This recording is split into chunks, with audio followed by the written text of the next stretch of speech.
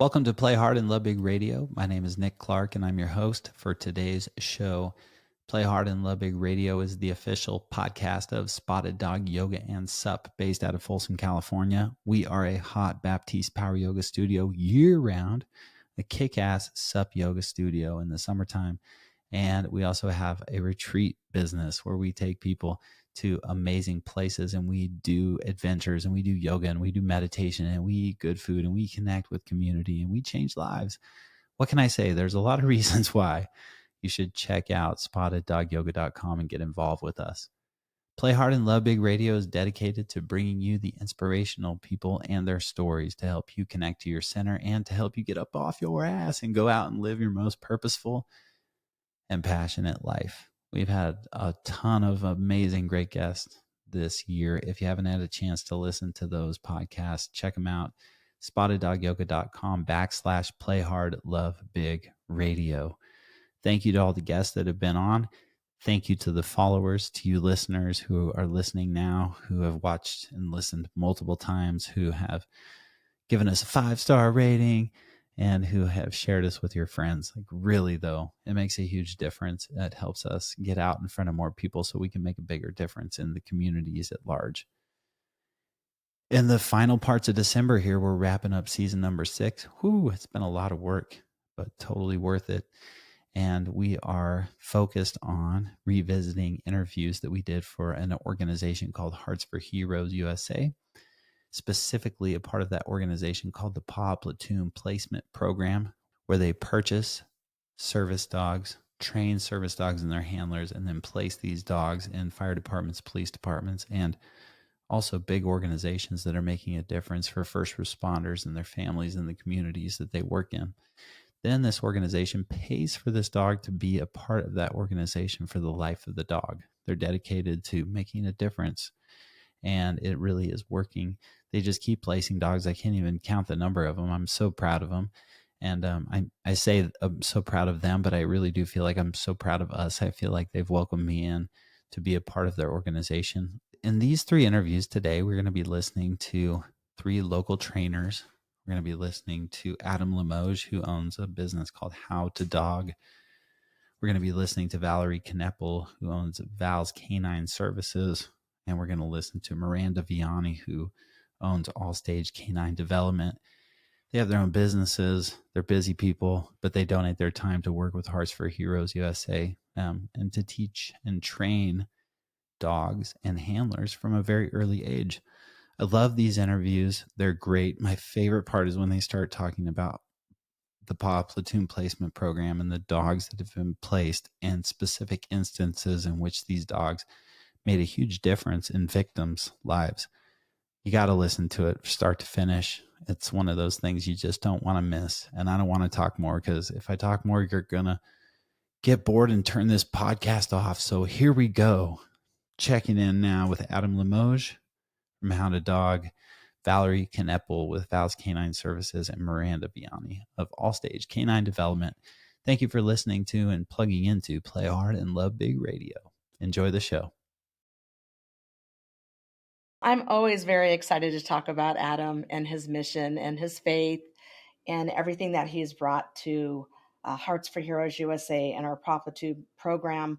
We literally cannot do this without him, without our trainers, our partners, everybody who has stepped up to make this mission really happen. And every day we feel so incredibly blessed for these types of partnerships and expertise, to be honest. As you well know, we're learning as we go in many, many ways. And his patience for us has been remarkable. And it's deeply felt amongst all of our handlers who enjoy him immensely, and his ability to be calm, to help them be calm. There's a lot of solidarity that goes on in our training.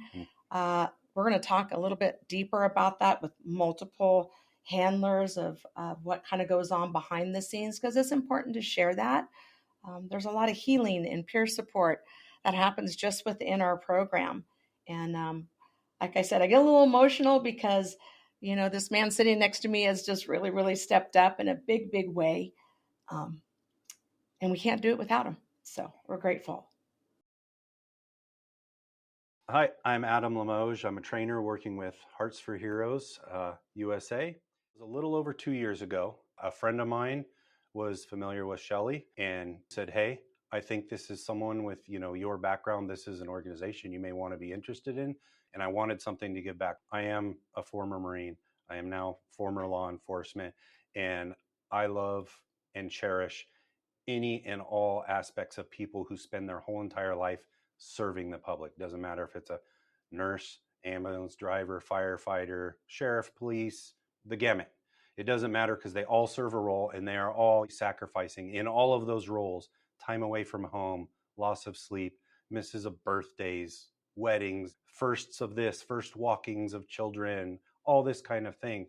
And people don't realize over a 20, 30-year career how much an individual actually gives up of themselves, of their own person, in service to the greater good. I not only train, I give my input. They can take it or leave it. I do not take anything personally. I tell them, I think this is a better approach, or have you ever thought of doing this? So it's very interactive, even though my role is to help the handlers and the dogs be a better team and do their mission better.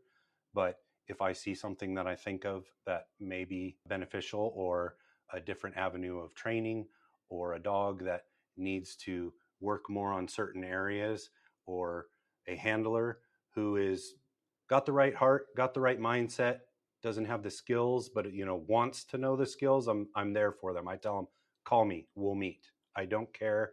I'm just here to help them fulfill their mission, period. I got into training dogs because I've had dogs my whole entire life and it's always been a passion. My parents got me a dog the week I was born, so I grew up with a dog, and I've had a dog the whole time I've been alive, except for when I was in the military. And as soon as I got out, I got dogs again. I've always enjoyed training them, and in the neighborhood I grew up in was people with not very big lots, but no fences, and everyone had dogs, and everyone always noticed that my dog was well mannered and always asked for help. And so it's something I've done from an early age, but growing into adulthood and everything, it became kind of a hobby passion on the side, where I started going to seminars and taking courses and reading books and finding all the different techniques, because I really enjoy doing it.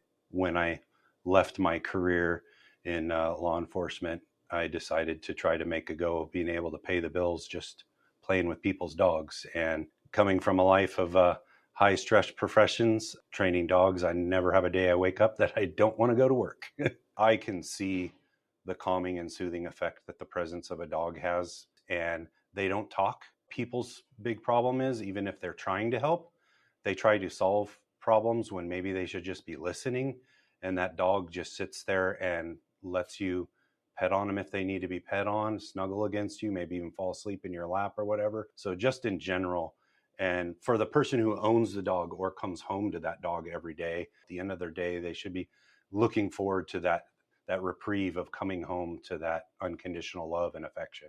When you finally sit down with that dog and start petting its ears or scruffing its head or neck, and your blood pressure goes down, your breathing goes back to a normal rate. You may have had a really stressful day, but without actively thinking about it, they just go into enjoying that dog. Even if they just sit down, dog comes over and puts their head in their lap or nuzzles under their hand, unconsciously they start caressing that dog or thinking about the dog, and it distracts away from all those things that can be very burdensome on first responders' lives. People, I think, don't realize how easily they can have a huge impact, whether it's financially or in some way putting it out more in the public eye. You know how the world operates. If you haven't personally seen, met, or held hands, shook with somebody, you may have never heard of them, even though they're a couple blocks down. I think the public can, help in supporting coming out to different functions. If they have small businesses, medium-sized, large businesses, they can give financial contributions. Everything is nonprofit, so everything that they're doing, these dogs are purchased. Vet stuff is taken care of, food's taken. If you think about your pet dog, everything that you have to buy for your pet dog, this foundation is providing that, even though that dog is working with another agency, a police department or a fire department. It's there working, doing its mission on a daily basis, and they're covering everything. if you believe in the mission that we have, our mission is to serve the first responder community and to provide relief to our first responders through therapy dogs. And if you believe in that, if you can find any way that you feel in your capacity that you could support and help our mission, does not always have to be money. Money's great. But if you feel the common goal and believe in our mission as well, as strongly as we do, we would really appreciate any kind of support you could give us.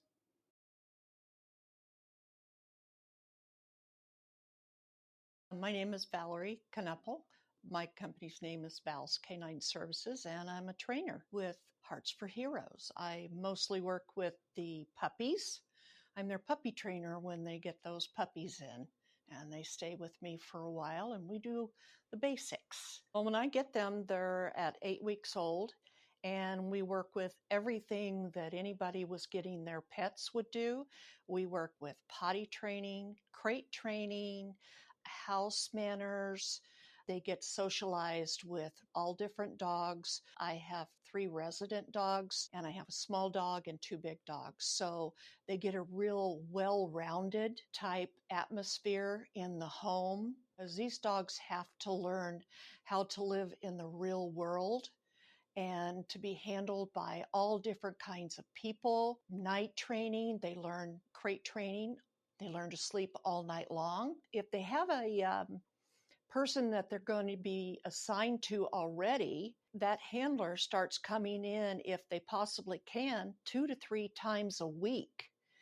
And they start coming in, and we're already starting to work on leash work, and especially working on the grooming tables with those people and even their families, so that when they are ready to go home, they're going to be used to who they're going to be living with. And each one of them are going to be grooming them and playing with their feet. They learn how to trim the toenails. They just learn to do everything that when they go home, they're going to be so comfortable with them. It's been like they've been living with them. They even feed them maybe their lunch or their dinner. They play with them on the obstacles. I try to do they do everything except for sleep at my house, if possible. I was actually trying to get something started with the El Dorado County Sheriff's Office in getting set up something like this. And when I heard about Shelley and her organization, I felt like it was a dream come true for me, because this is what I was wanting to do for them. And so when I contacted Shelley, we just hit it off right away. And I'm also an evaluator for Pet Partners. And so I've gotten Shelley involved in Pet Partners. They've actually built a nice partnership with Pet Partners. I've got them so that they're testing. A few of the dogs have tested and got their registration with Pet Partners. Some of them are even visiting Shriners Hospital, which is wonderful. You have to get a high complex rating to be able to visit there.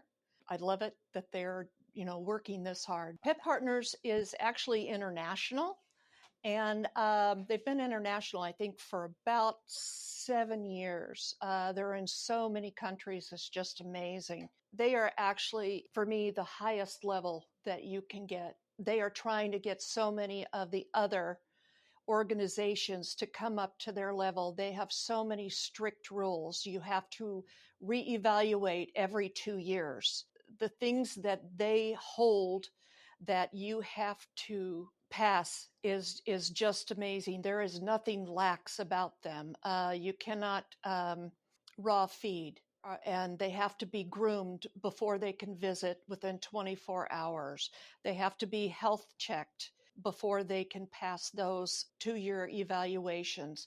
There are just so many strict guidelines that they have to do. And so many of the other organizations do not do that. I wouldn't do this for any other organization. They are just so amazing. The community is going to know that all of the Hearts for Heroes dogs are up to a certain level in their training, and that Hearts for Heroes continues to keep those dogs at that level. And because they are reevaluated every 2 years, they know that they can count on Hearts for Heroes to keep those dogs at the highest standard that they can, and that they are going to be safe. And anytime that they want to practice on any of their skills, they have trainers that can work with them if they're having any little problem. We have trainers to work on those. And Pet Partners is a very big advocate of education. They have all kinds of educational videos that they're always updating, and everyone has access to those videos, like visiting veterans hospitals, Alzheimer's, schools. They're also members of AAI. They can go on there and they can take classes there also. So there's so much into education, and that's what Hearts for Heroes is all about, is keeping our handlers educated on the best way and the safest way to visit. A lot of the dogs that are the therapy dogs that are placed in a number of the firehouses and police stations are pre-trained. What we're doing is very, very different in that we're getting the puppies, and I'm starting the very basics, but as soon as a handler is assigned to a puppy, then they start working with me as soon as they're available and as often as they're available. And we start working on all those basics.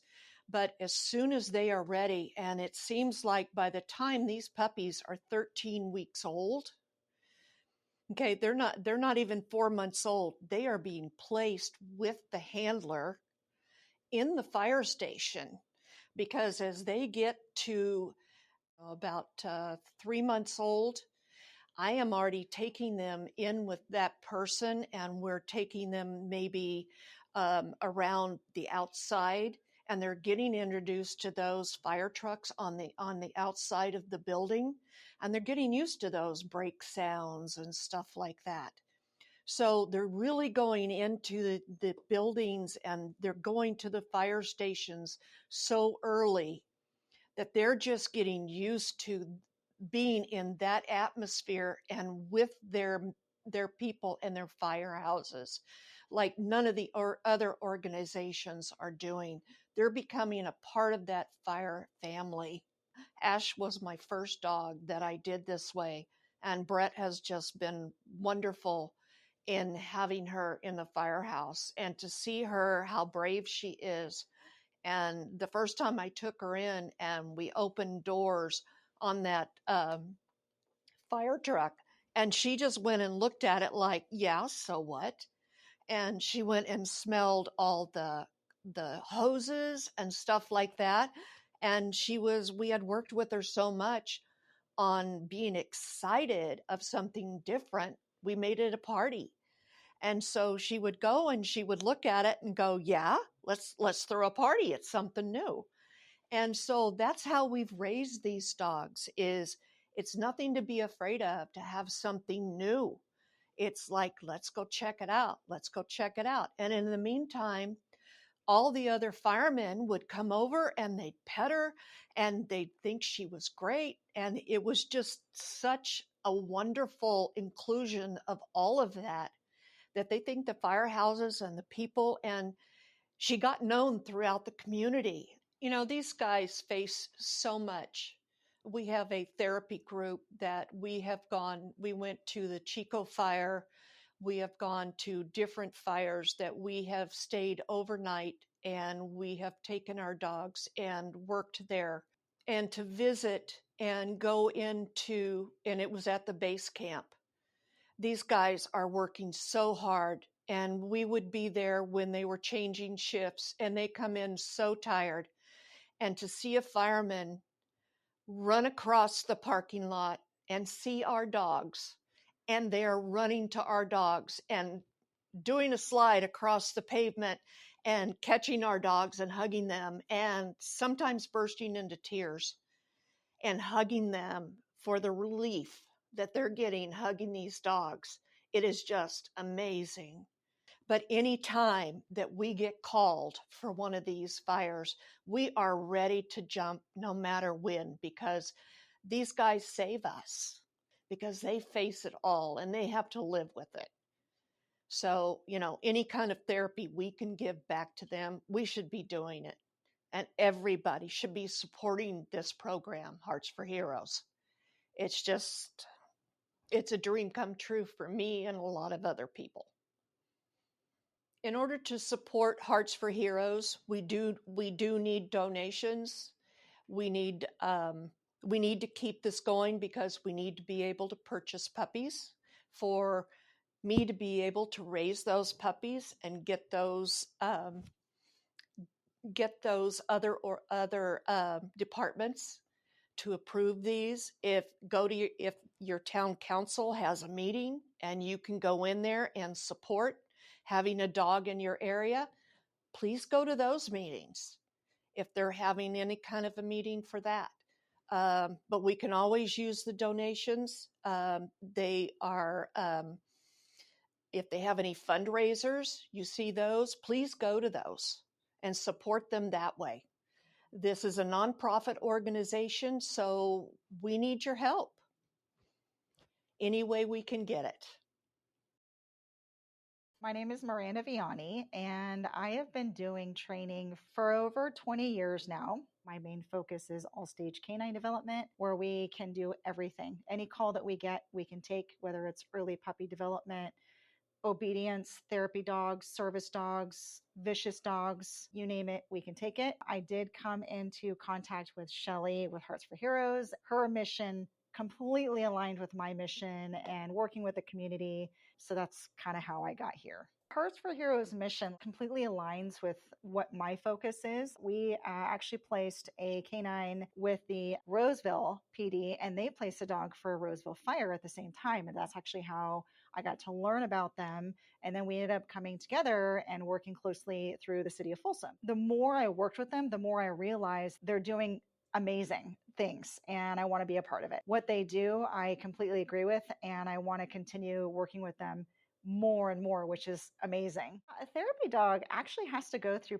some pretty intense training, especially the dogs through this agency. They're dealing with areas that most even therapy dogs wouldn't have to deal with. Sights, sounds, smells, those are all things that regular therapy dogs would not have access to. So it's a lot of desensitizing, a lot of impulse control, a lot of obedience, and a lot of time with the handlers. It's nice to be able to see that their focus and all of their dogs' handlers' focus is training to make sure that the dogs can handle anything that comes their way.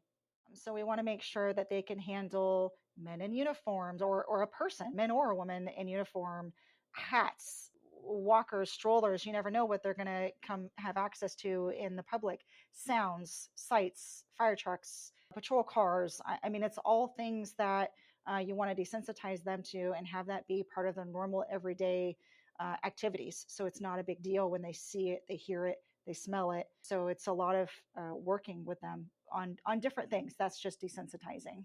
When they hear a specific alarm, they are actually trained to place themselves in a crate. So they have their designated area that they go to. And so it's really nice that when they hear that sound, they know where their place is. They go there, they're happy, they're content. It's a good experience for them. And they're also trained on the different types of calls. So they'll know based off of the lighting. For example, if it's in a firehouse, they'll know what color means what type of call that they're going to be dealing with. I think first responder, any first responder, has probably one of the most stressful jobs you could ever have.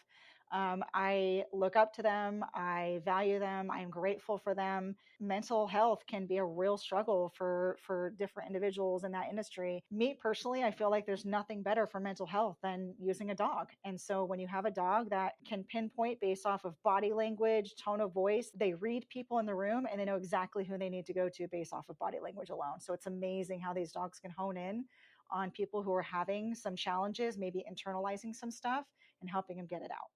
Dogs, they just sit and listen.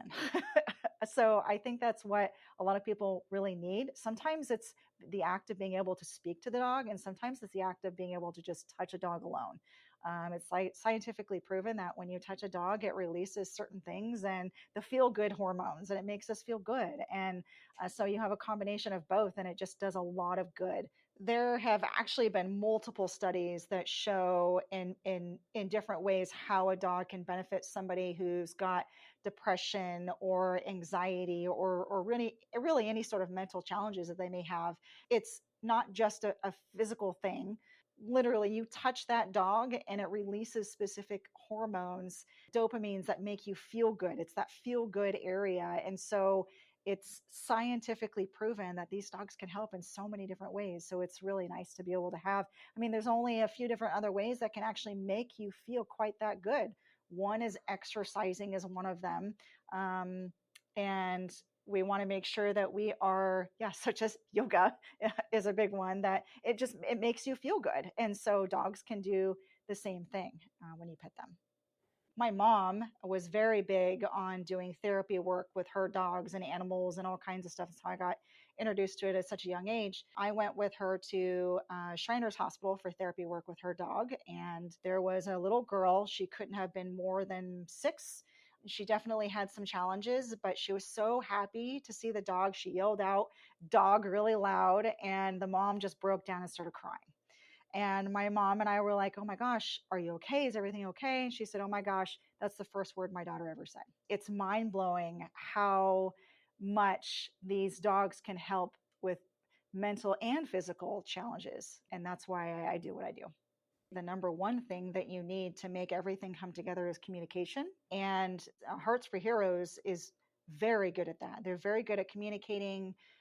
They have good, solid standards on what it is that they want from the dogs, what is it they want from the handlers, expectations. There's no question on what you're going into. It's very structured as far as this is the training that you need to do. This is the testing that you need to accomplish. There's not a lot of room for wiggle room, which is amazing when you're dealing with an agency who has plans to grow. And I'm watching them grow so quickly.